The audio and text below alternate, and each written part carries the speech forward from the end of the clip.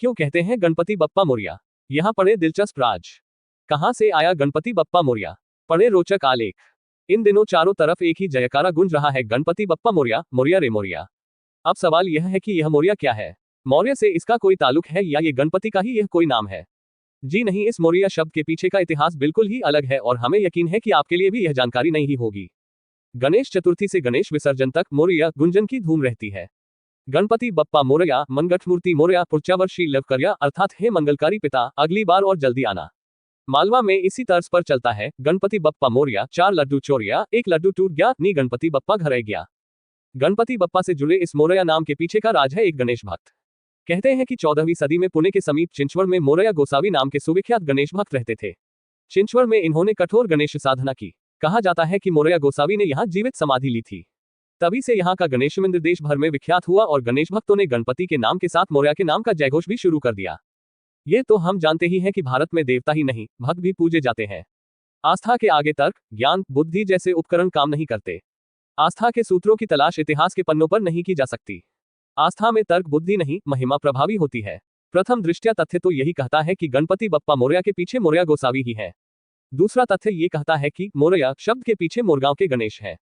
मोरया गोसावी के पिता वामन भट्ट और मां पार्वतीबाई 16वीं सदी मतांतर से 14वीं सदी में कर्नाटक से आकर पुणे के पास मोरगांव नाम की बस्ती में रहने लगे। वामन भट्ट परंपरा से गाणपत्य संप्रदाय के थे। प्राचीन काल से हिंदू समाज शैव, शाक्त, वैष्णव और गाणपत्य संप्रदाय में विभाजित रहा है। गणेश के उपासक गाणपत्य कहलाते हैं। इस संप्रदाय के लोग महाराष्ट्र, गोवा और कर्नाटक में ज्यादा हैं। गाणपत्य मानते हैं कि गणेश ही सर्वोच्च शक्ति है। इसका आधार एक पौराणिक संदर्भ है। उल्लेख है कि शिवपुत्र कार्तिकेय ने तारकासुर का वध किया। उसके तीनों पुत्रों तारकाक्ष, कामाक्ष और विद्युन्माली ने देवताओं से प्रतिशोध का व्रत लिया। तीनों ने ब्रह्मा की गहन आराधना की। ब्रह्मा ने उनके लिए 3 पुरियों की रचना की, जिससे उन्हें त्रिपुरासुर या पुरत्रय कहा जाने लगा। गणपत्यों का विश्वास है कि शिवपुत्र होने के बावजूद त्रिपुरासुर वध से पूर्व शिव ने गणेश की पूजा की थी, इसलिए गणपति ही परमेश्वर हुए। बहरहाल गाणपत्य संप्रदाय के वामन भट्ट और पार्वतीबाई मध्यकालीन आप्रवासन के दौर में पुणे के समीप मोरगांव में यूं ही आकर नहीं बस गए होंगे।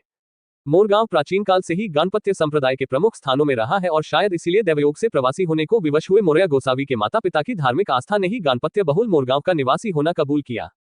इस आबादी को मोरगांव नाम इसलिए मिला क्योंकि समूचा क्षेत्र मोरों से समृद्ध था। यहाँ गणेश की सिद्ध प्रतिमा थी जिसे मयूरेश्वर कहा जाता है। इसके अलावा 7 अन्य स्थान भी थे जहाँ की गणेश प्रतिमाओं की पूजा होती थी। थेउर, सिद्धटेक, रांजगांव, ओझर, लैन्याद्री, महड़ और पाली अष्टविनायक यात्रा के 8 पड़ाव हैं। गणेश पुराण के अनुसार दानव सिंधु के अत्याचार से बचने के लिए देवताओं ने श्री गणेश का आह्वान किया। सिंधु संहार के लिए गणेश ने मयूर को अपना वाहन चुना और 6 भुजाओं वाला अवतार लिया। मोरगांव में गणेश का मयूरेश्वर अवतार ही है। इसी वजह से इन्हें मराठी में मोरेश्वर भी कहा जाता है।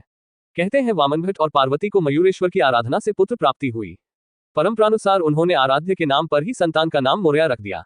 मोरया भी बचपन से गणेश भक्त हुए। उन्होंने थेउर में जाकर तपश्चर्या भी की थी, जिसके बाद उन्हें सिद्धावस्था में गणेश की अनुभूति हुई। तभी से उन्हें मोरया अथवा मोरोबा गोसावी की ख्याति मिल गई। उन्होंने वेद वेदांग, पुराणोपनिषद की गहन शिक्षा प्राप्त की। युवावस्था में वे गृहस्थ संत हो गए। माता पिता के स्वर्गवास के बाद वे पुणे के समीप पवना नदी किनारे चिंचवड़ में आश्रम बनाकर रहने लगे। इस आश्रम में मोरया गोसावी अपनी धार्मिक आध्यात्मिक गतिविधियां चलाने लगे। उनकी ख्याति पहले से भी अधिक बढ़ने लगी। समर्थ रामदास और संत तुकाराम के नियमित तौर पर चिंचवड़ आते रहने का उल्लेख मिलता है, जिनके मन में मोरया गोसावी के लिए स्नेहयुक्त आदर था। मराठियों की प्रसिद्ध गणपति वंदना, सुखकर्ता दुखहर्ता वार्ता विघ्नाची की रचना संत कवि समर्थ रामदास ने चिंचवड़ के इसी सिद्ध क्षेत्र में मोरया गोसावी के सानिध्य में की थी। चिंचवड़ आने के बावजूद मोरया गोसावी प्रतिवर्ष गणेश चतुर्थी पर मोरगांव स्थित मंदिर में मयूरेश्वर के दर्शनार्थ जाते थे। कथाओं के मुताबिक मोरया गोसावी श्री गणेश की प्रेरणा से समीपस्थ नदी से जाकर एक प्रतिमा लाए और उसे चिंचवड़ के आश्रम में स्थापित किया। बाद में उन्होंने यहीं पर जीवित समाधि ली। उनके पुत्र चिंतामणि ने बाद में समाधि पर मंदिर की स्थापना की। यही नहीं, आसपास के अन्य गणेश स्थानों की सार संभाल के लिए भी मोरया गोसावी ने काम किया। अष्टविनायक यात्रा की शुरुआत भी मोरया गोसावी ने ही कराई और इस कड़ी के प्रथम गणेश मयूरेश्वर ही है, अर्थात अष्टविनायक यात्रा की शुरुआत मयूरेश्वर गणेश से ही होती है। आपको ये पूरी कथा पसंद आई हो तो लाइक सब्सक्राइब करके जाएगा और शेयर भी कर दीजिएगा।